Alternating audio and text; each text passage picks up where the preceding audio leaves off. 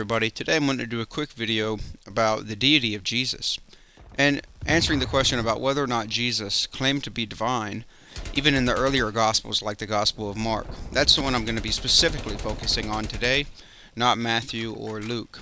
I think it's quite clear that the Gospel of John clearly paints the picture that Jesus is divine and that he is Yahweh in flesh, as we have John 8:58. And other passages within John like that. But I'm not going to be quoting John today. I'm going to be specifically going over just Mark. So let's go ahead and look at a few of these passages that I think show that Jesus is divine even in the earliest gospel that we have. So the first passage I will be referring to would be Mark chapter 1 verse 3, which is John the Baptist applying Isaiah chapter 40 verse 3, which is about Yahweh, and he's applying it there to Jesus in this passage, which says, "The voice of one crying in the wilderness, prepare the way for the Lord, make his paths straight."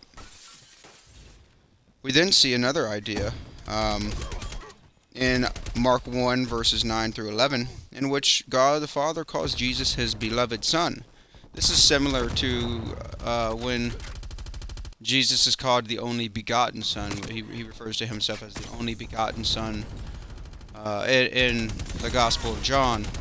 This is a similar idea, a little different, but we can see the idea of what Jesus is trying to get at here, as he has a unique relationship with the Father in this passage. He's not in relation the same way that any regular person would have been, which is quite interesting. We also see Jesus being able to forgive the sins of other individuals.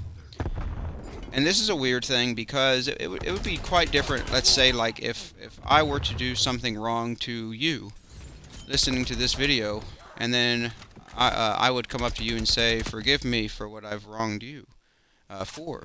But it would be very different if I did something wrong against you, and then another man that was separate from the situation altogether came to me and said that he forgives me. Well, that's exactly what we see Jesus do throughout the Gospel of Mark, which is a very interesting idea.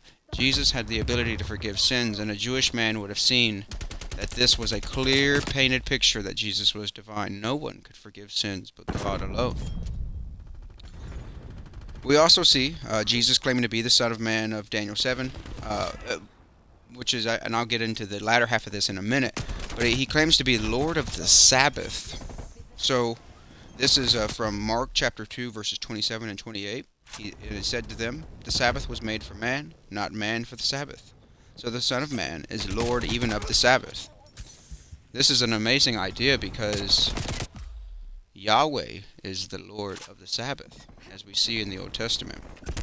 Another idea that we could pick up on would be the demons falling down before Jesus and recognizing him in this specific idea, which would be Mark chapter 3 verses 11.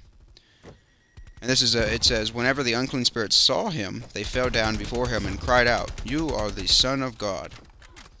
This can get into the idea. C.S. Lewis had a good point in his book Mere Christianity about Jesus being the Son of God and the only begotten Son of God, in which I mentioned from John. Even in this part of Mark, we can see this idea too. To be the only begotten Son, you're claiming to be something of the same nature, the same stature of that thing. As C.S. Lewis says, you can only beget something of the same kind as you. A beaver only begets little beavers. Humans beget humans. So whatever God begets is God. So since Jesus is the begotten Son, Jesus is God in flesh. So we see some beautiful passages like that. Another one that I think the most clear that we have in Mark's Gospel of what Jesus claimed to be. And this is Mark chapter 14 verses 61 through 64. And he says, "But he remained silent and made no answer. And again the high priest asked him, 'Are you the Christ, the Son of the Blessed?' And Jesus said, 'I am. And you will see the Son of Man seated at the right hand of power, and coming with the clouds of heaven.' And the high priest tore his garments and said, 'What further witnesses do we need? You have heard his blasphemy.'" Jesus does not rebuke this man. He does not do anything to show that this person has wrongfully attributed his words in a separate way. We do see Jesus doing that when people do take his words out of context. So we see explicitly here that Jesus is claiming to be God. But how can we know this specifically? Well, Jesus right here is quoting Daniel chapter 7, verses 13 and 14. And when we read those passages, it is... I can shortly read it. He says, I kept looking in the night visions, and behold, with the clouds of heaven, one like the Son of Man was coming. And he came up to the Ancient of Days, and was presented before him. And to him was given dominion, glory, and a kingdom. And this idea, these things are clearly painting the picture that this Son of Man is God in flesh here. God in flesh enters the world at this moment in time at Daniel 7. And Jesus is claiming to be that figure right there. So that's why the priest said, oh, this is blasphemy. So we don't even have to guess. We can see it directly in this passage. So I believe it's quite clear that Jesus claimed to be God. But thank you guys for watching. Let me know what you guys think down below, and like and subscribe for more content like this.